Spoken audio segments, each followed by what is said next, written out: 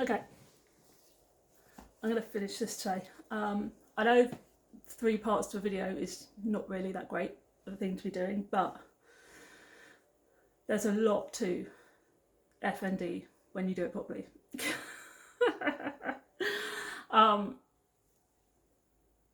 Yeah. The one thing I missed out when I talked about all the symptoms is that the body sensations that you end up feeling are things like numbness, tingling in the hands and feet, and electric shocks. I did miss that out yesterday. Now, I get these, but not all of mine is due to my FND. I have circulation issues in my hands and my feet. The electric shocks that I get are due to my FND. They're horrible. I don't like them. They're in my feet. But a lot of the numbness, some of the numbness and the pins and needles, it's not all FND related. Some of it is, some of it isn't. It depends on how cold my hands and feet are. Depends on whether it's FND related or not. It's a bit weird, but yeah, there is a difference. Strange, but yeah. But we do get a lot of like numbness, pins and needles, tingling in the arms, legs, hands and feet, and electric shocks. It's horrible. Yeah. Anyway, to get a diagnosis, it's actually a lot more simple than you would have thought. Now that the condition is a lot more known to the medical professionals. Now, I'm going to tell you this right now. Most doctors are aware of this condition. Most nurses are not. And I said most, not all. I have come across quite a lot of nurses that have never heard of it. In hospitals, like serious hospitals, you know. When I've gone in to have tests done and checkups done for the first time, and I've told them about my FND, and they have no clue what I'm talking about. The nurses have no clue what I'm talking about. The doctors do, the nurses don't. I haven't yet come across a nurse who knows what I'm talking about. But saying that, there are probably hundreds of nurses out there that know what FND is and would recognise it if somebody said, I have it, that they have it. But most doctors, especially like specialists in hospitals and things, know of FND. It is quite well known now to most of them. When you go in, if you haven't got a diagnosis yet, and you're experiencing any of the symptoms listed in the last video, that nice long list that took me like nearly half an hour to go through, then do yourself a massive favour. When it's at its worst, take video footage, get lots of people around you especially to take videos, pictures, things like that of you when you're at your worst, because that will go a long way to a diagnosis. If you have seizures, make sure that people around you, at least one of them goes with you to your appointment, the initial appointment with your GP, so they can describe the seizure to your GP. Because that's really important. These kind of things are important to absolutely have notes on, see footage of, so they have a complete picture of what's going on with you. Because you cannot guarantee that when you walk into that appointment, you're going to have any of these symptoms at all. You just can't guarantee any of it.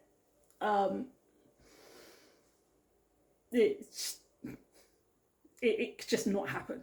And they won't see any of it, any of what you're talking about. So things like that are super important. And what they'll do is they will do a thorough, they will go through a list of your symptoms, they will watch any footage you've got, see any pictures you've got, talk to the person or people you bring with you about anything they've noticed, behaviours or even seizures that they've mentioned or you've mentioned, about how you behave and things that have happened. They will check for other conditions. So you will have things like a brain scan, so they'll give you an MRI, a brain MRI. They will do blood tests. They will do all sorts of things to you. If you are having seizures, you will have an EEG to check for epilepsy. If all of that comes back completely healthy and nothing shows up on the EEG, nothing shows up on the brain scan, it's all completely healthy, the neurologist that you will be under, because you will be then referred to a neurologist. The second you are sent for a brain scan, a neurologist will then be involved. And so the same with an EEG. So you will then see a neurologist who will then sit there, and if it's all completely healthy and they can't find any other medical issues to explain your symptoms, you will then be diagnosed with FND. Your neurologist will go through a list of all your symptoms, what it all means, how it all works. You'll get a nice leaflet along with a list of websites and other people that you need to contact. And you'll be given a lot of other things, because treatment is fairly simple. With FND, they do not sit there and go, we're going to put you on this, this, this and this, and we're going to do this to you. With FND, with functional neurological disorder, it is fairly simple. It is about retraining your brain so that you can control and manage the symptoms yourself. Because what they will do is, depending on how your symptoms work and what they all are, and how severe they are, they will send you for physiotherapy. Now, one thing is very clear. A lot of people with FND find physiotherapy does not work. I have yet to come across somebody who finds that it works. But saying that, when I was at the group, the FND psychology course that you are all put on, anybody who's diagnosed with FND gets put on this psychotherapy group course, so that you can meet other people with FND, learn more about your condition, learn how to control your condition a bit better. You're all put on it. Doesn't matter. You're all put on it. And when you're put on this course, it's a 6-week course.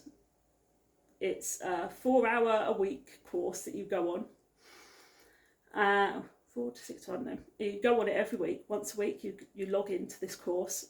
You meet loads of new people who all have the same condition, and not always the same symptoms or the same severity of symptoms. I think I was the only one there who had both the seizures and the disassociation.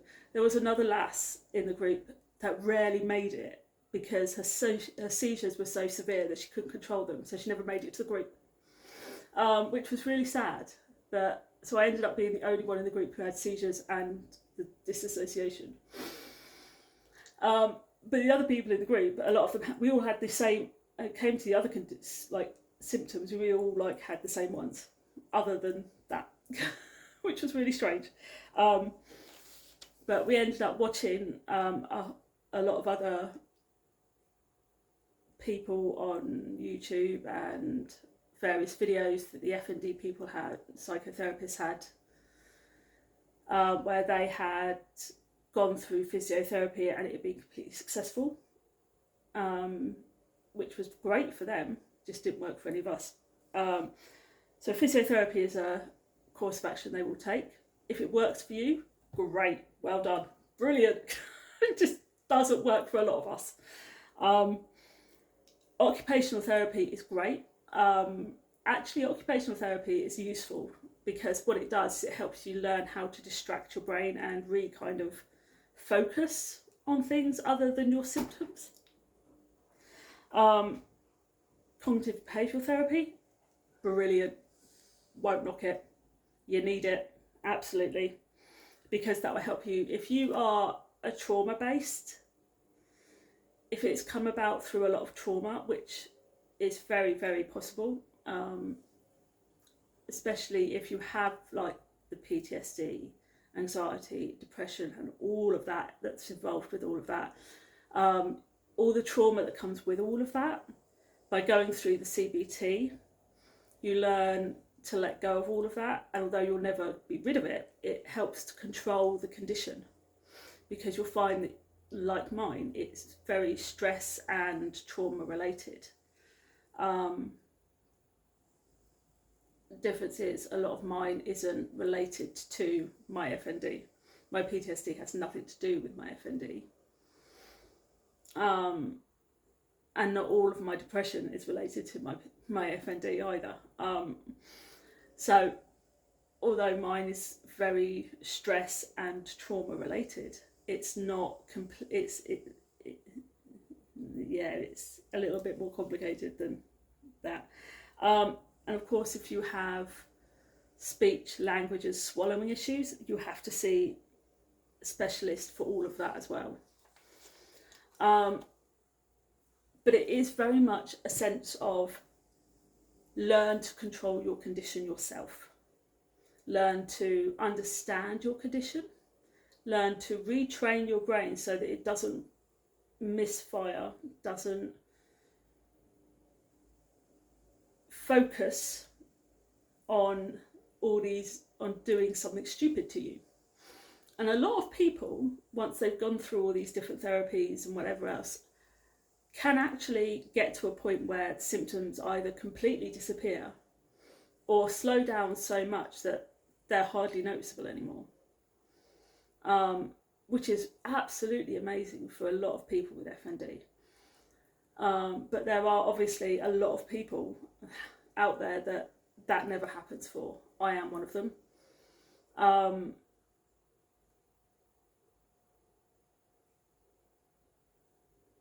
It's unfortunate, but I am one of them. If I get stressed, if I start having nightmares, if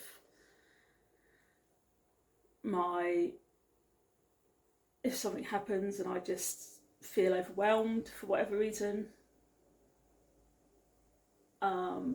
it will activate my FND in whatever way, and it could trigger any kind of symptom at any time. As a rule, if I'm going to have a seizure, it'll be overnight. I can calculate and I can almost feel seizures and dissociative states during the day, and I can stop them. But it takes a lot of mental willpower to kind of stop them happening. I can't stop a seizure. I can stop a dissociative state, just about. But it takes a lot, and I end up with a migraine usually afterwards.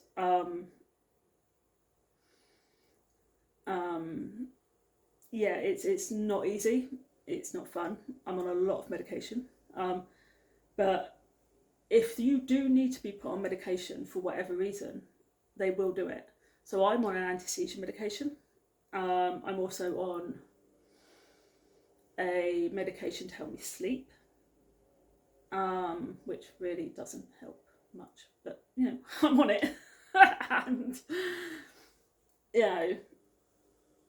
but that's the kind of medication I'm on. And I'm on migraine medication. But they will give it if necessary, but it's not something they really want to give out for people with FND if they don't have to. It's if they need to put you on medication, we'll do it, but we'll put you on it and then see if we need to make it strong. Or they were very reluctant to up my medication when they realised that they'd put me on too low a dose because it wasn't working.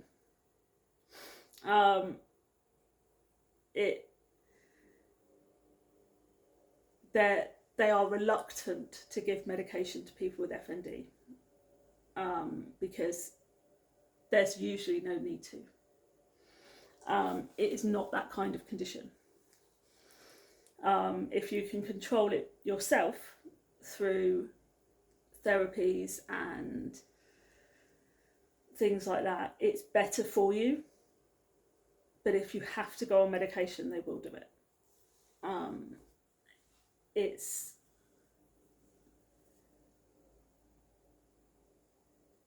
is a condition that can be managed, and it is a condition that can be, if you're really lucky, can go into remission. It can just sort of phase out. For some people, it can just stop or become unnoticeable in some people. It took me a long time to get control of mine. And I still have days and weeks where I'm not in control of it.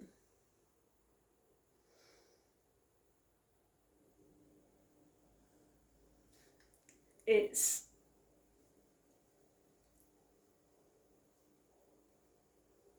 is all about getting a diagnosis. If you are having symptoms like any of the ones that I described at all, you have got to get a diagnosis. You've got to see a doctor regardless. If you're having any kind of like any of those symptoms anyway, go to a doctor, because either way, even if it's not FND, there's something obviously wrong if you're having any of those kind of symptoms, any of them at all. I mean, that list is vast, and because this condition seems like it does, and the neurologist will tell you that it seems to mimic other conditions, and they're not wrong, especially when you really look into it. It does mimic Parkinson's and MS to a point. It mimics the way it affects your body, with the shaking and the twitching and the jerking and the movement disorders. That's what it mimics. And again, mimics epilepsy with the way it mimics its seizures, almost to a T, to the point where it's unrecognisable as anything other than epilepsy. From the age of 18 to 37, they all believed I was epileptic. Despite every single test telling them I wasn't, they still believed I was epileptic. The one thing about FND, that without a diagnosis, you feel completely and utterly certifiably crazy. For all those years, I felt like I was certifiable. All these things that were happening to me, where I was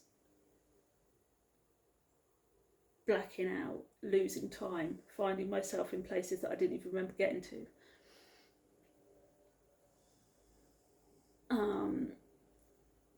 Falling over for no reason.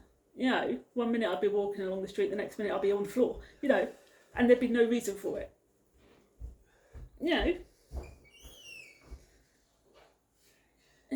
Or 1 minute I'd be walking along really, and the next minute my leg would feel like lead. And I'd be like, what the fuck is that? And I'd drop things for no reason. Or I'd lose the ability to use my arm and my hand. That there'd be no power left in it for months.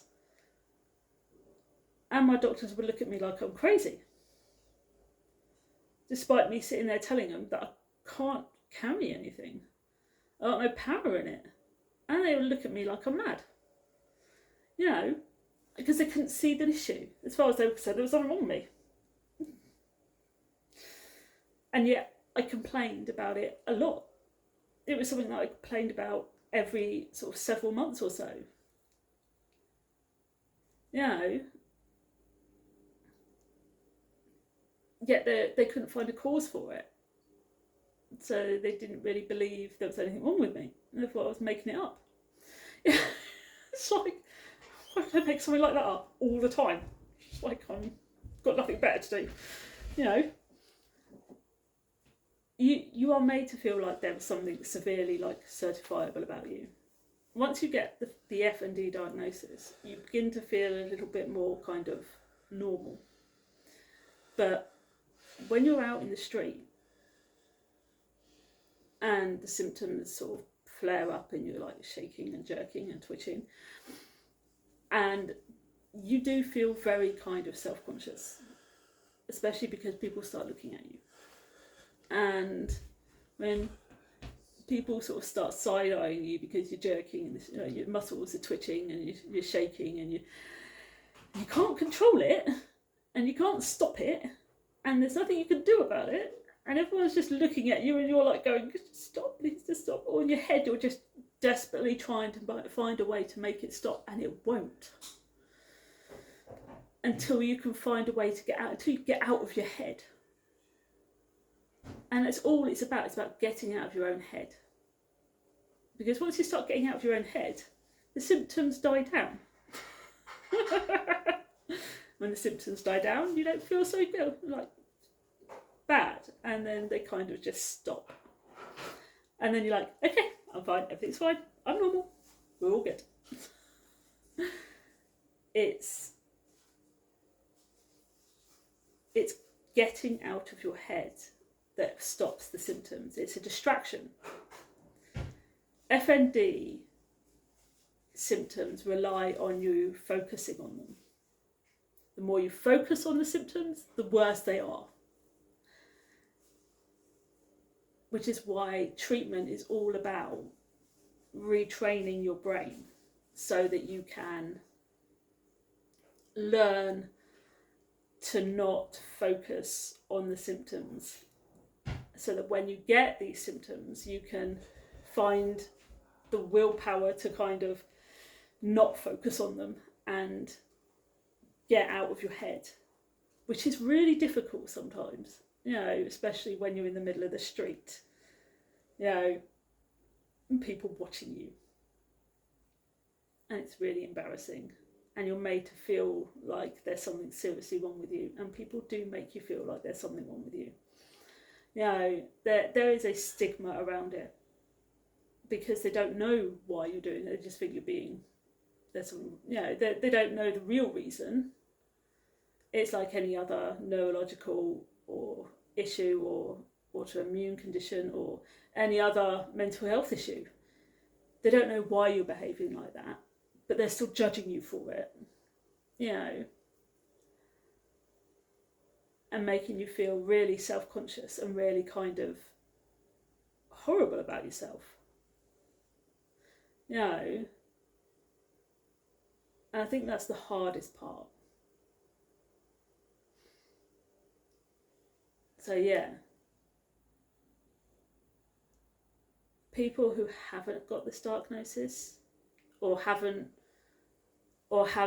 any of these symptoms at all need to see a doctor for a start. And if they do get an FND diagnosis, there's nothing to be ashamed of or to feel bad about. You're not crazy. There's nothing wrong with you. And all your symptoms are real. 100% real. You can't fake FND as much as you feel like you are, because you do. You feel like you're faking everything. You're not. If you actually have a diagnosis of FND, or you're in the process of getting a diagnosis, or you have no diagnosis but you have a lot of the symptoms, go and see a doctor. And if you end up with a diagnosis of FND, you're not crazy. And your symptoms are real. If it turns out to be something else completely and not FND related, they will help you with all of that anyway.